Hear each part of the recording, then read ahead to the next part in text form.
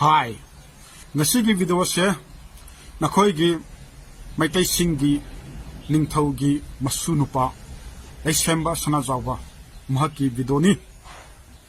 mahaki video macha ama aina social media da thengai maduda mana public ki mamangda press ki mamangda sumaina haiki madudi englo kuki war laite thoksu thokte tasu tadri kaina namai kaidro karikono namai adup tharise karikono nangi punsi kadar phadar chinthiraga oida pada mangang ga punsi le lido nasagi hawrok pham nang khangbro noi manipur da changra ise chahi kya da changra inang khangbro ai khangine tauro noi na manipur da changra ise kachar da changra ine chahi na September 22 1891 maduda khaktane noi changra ise noi di manipur da laiba maitai ariba singna invite tabu nate ningthau oyo haina invite tabu nate noi di british singna nampuna pusarpane british singi request mayamda yes phayo yes lepo yes tawo yes aranbasu yes achumbasu yes adumba oinaba hairaga british singna noi kacardagi manipur manungda pusulakpane aduga nangna akhoigi history englo kuki war chahi ahum wana lam tawa madu thokte usu udri tasu tadri kaina chiyam thigunun he paisa ka lauge nang adu haibada nate mamangda kuki singna englo kuki war function celebration tawba numituda nangsu as a chief guest ona matam amada yaukhiba natra nangna chief guest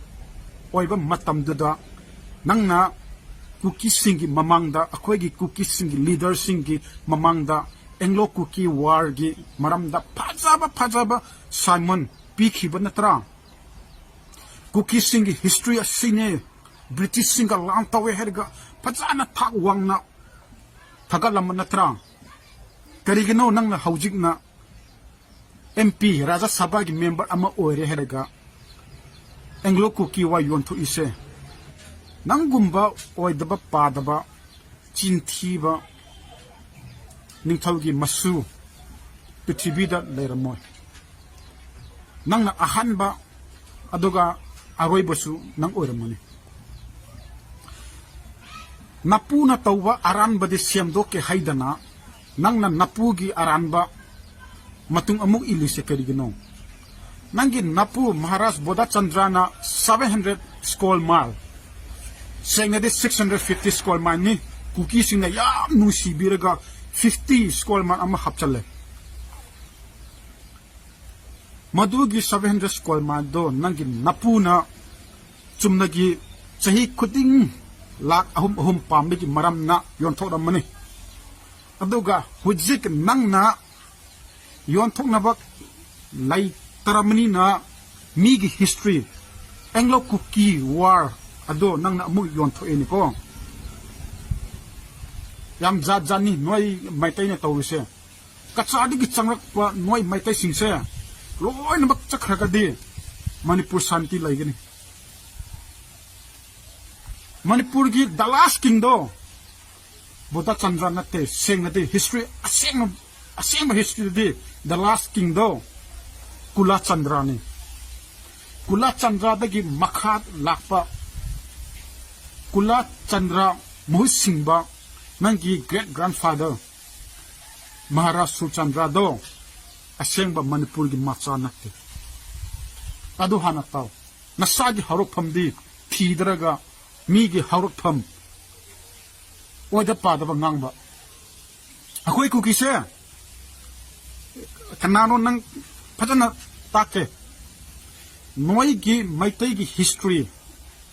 ming palabada chaithe role kumbaba madu phajana paw ikumendo pangpi pirkano reply pangpi pirkano madu da paw madu da kari haye kuki ki ningthau kuki hongba amadi lai gi ningthau lai ki achauba mamba ni na pakhang babu manipur gi ahan ba ningthau oina thamki haibna akhoi gi history di yam kuirene nang manipur changak padi only 133 years sudangari natraga nang kala iro noigi anglo maitai war anglo manipur war chumnagi 26 days khatak oya haibigi ikari ro kuki sing di chahi ahum lan tawe maitai sing di only 26 days tawe haibigi ikai bigi maram na anglo kuki war leite hairi ro natra paisa pambigi yonthu iro aduga manipur da leiriba maitai sing aina ngai sidi amadi sini noigi tanglai park 7 raskol mai yontho ibase ningthaugi kachadagi lakpa ningthaugi imungna yontho ini aduga noina khoida lan tawrisi karigino noigi pakhangba da khona ningthau heline ne akhoina ningthau heline chaitha rol kumbaba da paramu dam sawning ne englo kuki wa leite kana o adu noigi mehes thokna jamdo aduna hiding re de haisunu madi panglaung lawune koi chapni adubo kanam tan mawa hauju fawo lobi de adumba mehes thona jamna hiding re de haidosunu ma gumbadi akhona mawa lobi de akhone khatna te center gi minutes mawa lobi de every time reject adumba mi do khoi de